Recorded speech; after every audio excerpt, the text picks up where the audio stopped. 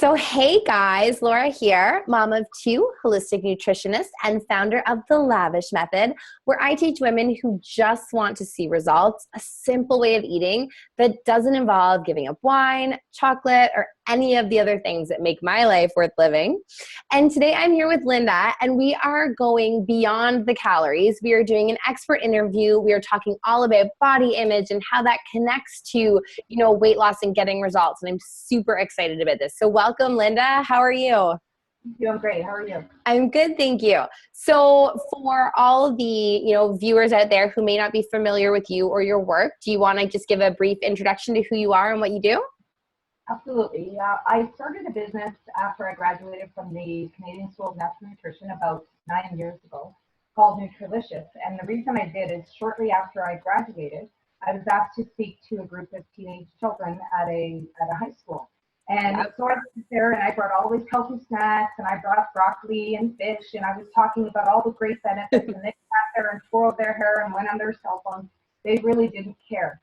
And until one girl finally said to me, all I want to know is how to get rid of this. And there was nothing there. So I just changed my whole agenda for the day. And I said, why do you feel that way? We started to talk about, she was saying her mother's always dieting and she feels she's not good enough because of the media and blah, blah, blah. And then I shared with them, which I hadn't shared with anybody up to that point, that I had an eating disorder. I said, and she said to me, what do you know? Like, you look great. And I said, I had an eating disorder. I was bulimic.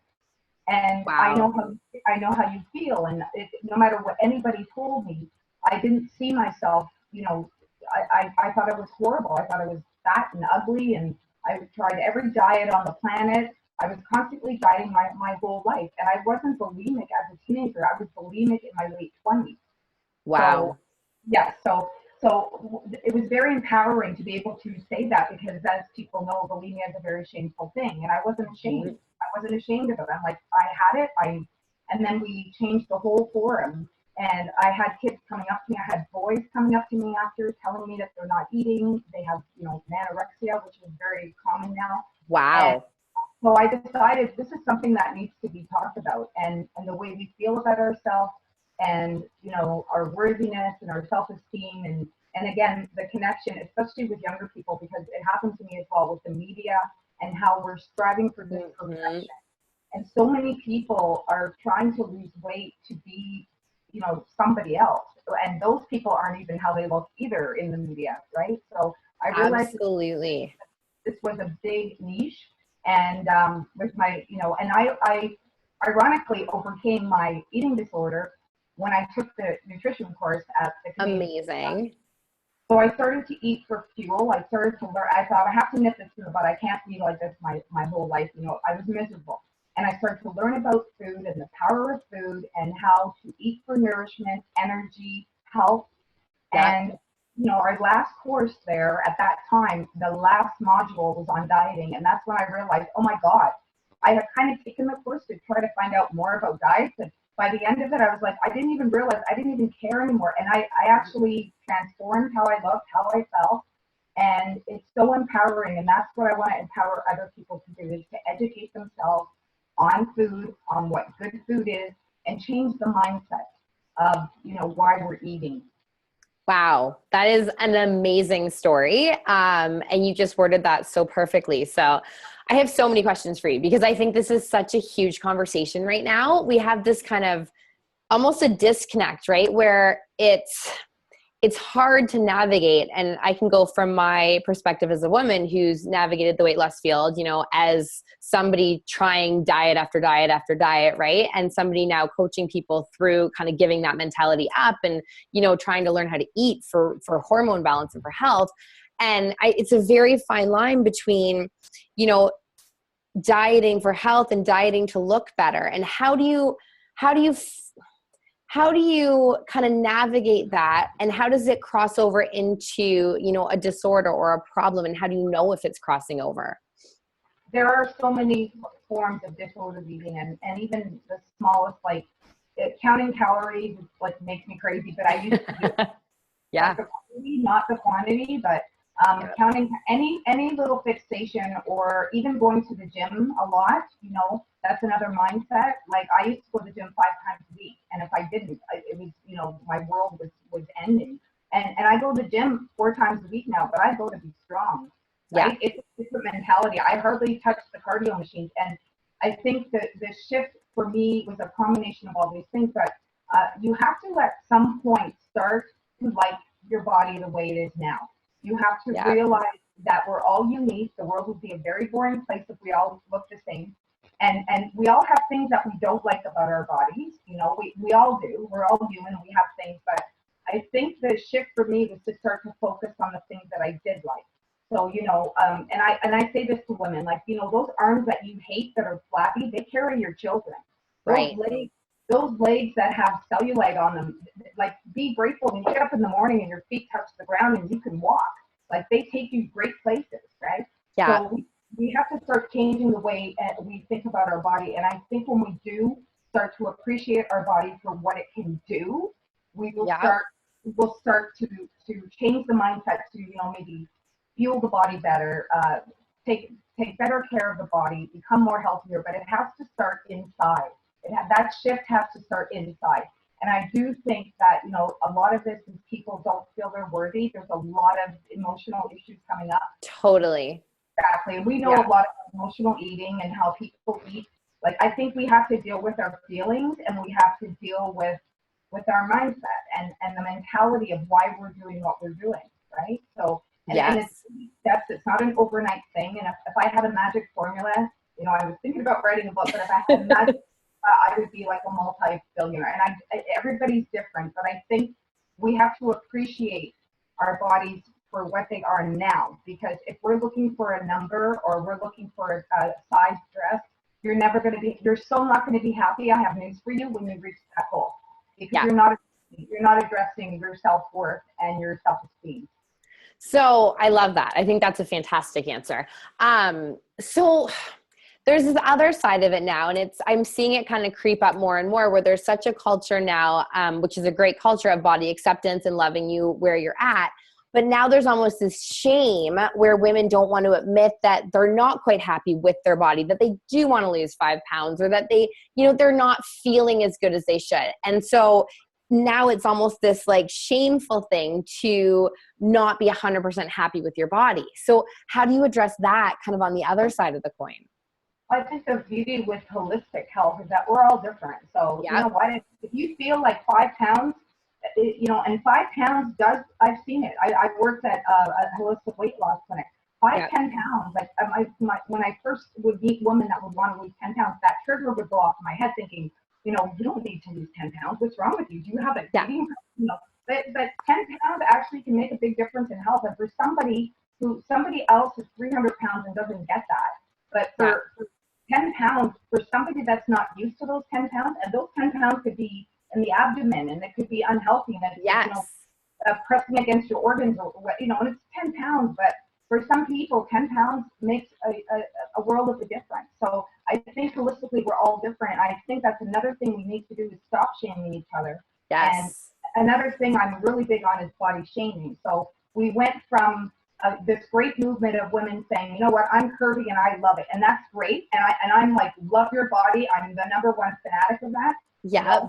But my thing is that we also will see a thin person and say, eat a sandwich. So that's body shaming. Totally. Yes, 100%. We have to, again, recognize we're all different. We're all unique. And we all have different goals. And it's really, it's a really personal journey. And I do agree with what you're saying. I know some people almost don't want to say, because they're like, oh, I feel like I'm going against all these women. It's great. If other people love their bodies the way they are, I'm so happy about that. I want them to, but I think everybody is different, and nobody can tell anybody else. Again, if we put the focus on health and not weight loss, that 10 pounds can make a big difference in someone's health. Amazing. Yes. So there should be no shame, whether you're happy at, whatever size you're at, or whether you're striving for something different. Exactly. Acceptance, right? So for people who are watching this video and, who are thinking, well, I don't do I have issues with self-acceptance? I don't know. I don't know. How do they know if they're having, you know, issues with disordered eating? What are the signs? What are things that could be going on in their head that might be, you know, flags to say, you know what, we need to do some self-acceptance work here? There's a lot of things. There's a lot of things. You know, if you're thinking about food all the time, that's one thing. I mean, not. There's people that think about food all the time because they love food and they're hungry and they don't have an eating problem. But I mean, if you're thinking, if it's changing, if it stops you from enjoying your life, if it stops you, if you're, you know, not wanting to go somewhere because you don't like how you look, or you're not enjoying life because you're so worried about how you look or how you think you should look. I mean, and I think most of us know, like I knew I had a problem. Yeah. And I don't think it's this big, you know, there are people that have it on a less scale for sure. There are people that do not have eating disorders. They're not bulimic, they're not anorexic, they don't have body dysmorphia, they don't have an overeating problem. But Yeah. on some level, we all have a little bit. And I think it's just how much is this affecting your life, you know? Yeah. And if it's even the fact that you're thinking about it, that might be something, right? Totally. So I think a lot of women who are watching this video right now are probably recognizing some of the things that, you know, you just described as part of their lifestyle. So, you know, if they could do one thing today or tomorrow, like one thing that's going to set them onto, you know, the path to getting into a healthier state of mind when it comes to their body and food and all of those things, what would that be? Again, I'm going to say to be mindful. So it's all about, it's a very, you know, it's baby steps. And I believe in baby steps. You're not going to change overnight, but you have to be mindful. You have to be, whether you're an emotional eater or you have body image, you know, issues, whatever it is, if you're dieting, you have to be, overall, you have to be mindful of what you're eating. So Okay. educate yourself, hire a great nutritionist. Love it. Empower yourself with the knowledge of what food can do for you. That way, you're not afraid of food. Food is like your friend, and you know what? Food is not going to be the boss of you. You're the boss of the food, kind of thing. So it changes your shift in that way. So empower yourself with knowledge of what real, full, healthy, nutritious food is and what it can do for your body. So be mindful of what you eat. Be mindful of what you do. Be mindful of, most importantly, what you're thinking. Are you, you know, telling yourself that we all have these voices in our head? You're not good enough. You're not worthy. You're too fat. You're too this. You're too that. Be mindful, and you can catch yourself, and you can take it back, and you can say, no, I'm not going to do that. I'm not going to do that. And if you have to, you can take that voice and you can make it the most annoying voice. And I've tried this, and it's actually really funny, but it works. Yeah. You can take the annoying voice because you can realize, you know what? I don't want to hear that anymore. I don't want to tell myself that anymore, because that's how we self-sabotage ourselves. And the most important thing, as I said, is the mindset, because I think transformation is from the inside out. And until you can be in a good place with yourself, you can try every diet known to man. You can go to Burger King, whatever, sorry to drop the name. Times, you know, everyone's like, oh, it works. It doesn't work. You're doing it 5, 6 times. You can do all these things. It doesn't matter until you address yourself. And I think it comes down to triggers that we have, you know, possibly things from childhood, things that people told us.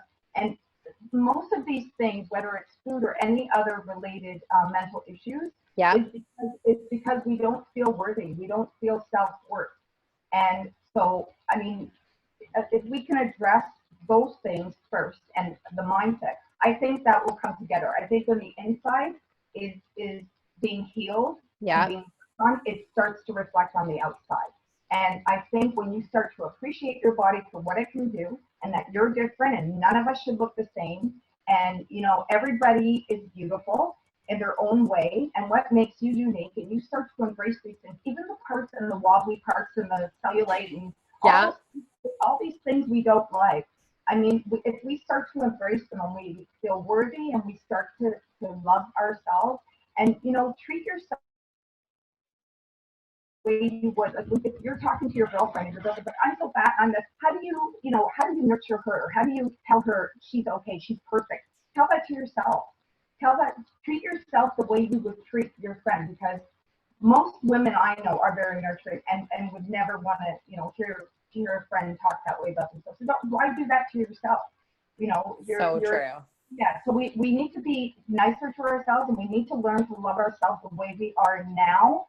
And once we do, and empower yourself with food, with the power of perfect nutrition or great nutrition, and it all starts to come together. Again, it's not an overnight. If I had the answer, I would be a billionaire. But it's a very individual journey. And I think it's just baby steps. And every single day, do something that's good for yourself. Do something that to love yourself, to give yourself love. Because a lot of people too with these issues, they're so busy loving everybody else and catering to everybody else. Yes. It doesn't make you selfish to love yourself. There's that thing, on the plane when they tell you, your child, the plane's going down and you don't have any oxygen. You have to give the mask to yourself first, because if you don't give them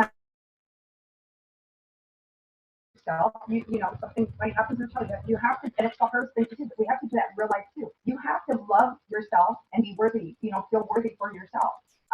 And a lot of people don't, but yet they do it for everybody else. So it doesn't make you selfish. Your message is amazing. I love everything you've had to say. I love your message. I think the world needs to hear it. I think if you're watching this video, you need to rewind it and you need to watch again, because it is huge, right? You can accept yourself. You can still want to make improvements. You can learn to love yourself. And once you do that, you can make all the improvements you want because they're coming from a good place, right? Exactly. I love it. Okay. So Linda, if somebody is interested in continuing this conversation with you and finding out more about how you work with people, where can they find you? So right now I'm in the middle of redoing my website. So, and it's a WickPix website. So I'm working on a domain right now, but I do have a page on Facebook called Nutrilicious, and I have 2,000 people. I'd love more. And I do focus a lot on nutrition, but I focus a little bit more on healthy body image and just inspirational messages.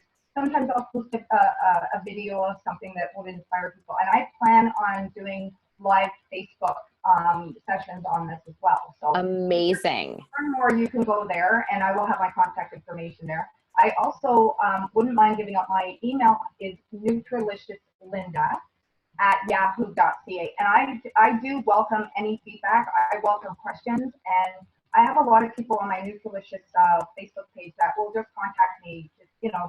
I'm struggling with this, and thank you, or so any feedback that you have, or if you just want an ear, I'm there. So. Amazing. So for any of you, if you missed any of that, what I will do is I will post the contact information below this video. So just down there somewhere. So you guys will be able to get in contact with Linda if you want to. Linda, thank you so much for doing this interview. Thank you for talking to my people. They are going to get so much out of this. For everybody out there who is watching, thanks for giving us your time. We know how valuable it is, and it's so great that you chose to spend it with us, hopefully learning to love yourselves a little bit more just as you are. If you guys want to continue the conversation, you can head on over to my website, www.lavishnutrition.com, and sign up for the free webinar happening this Tuesday at 8 p.m. Eastern. That is it for us. I am going to end this here, but you guys have a great day, and we will talk soon.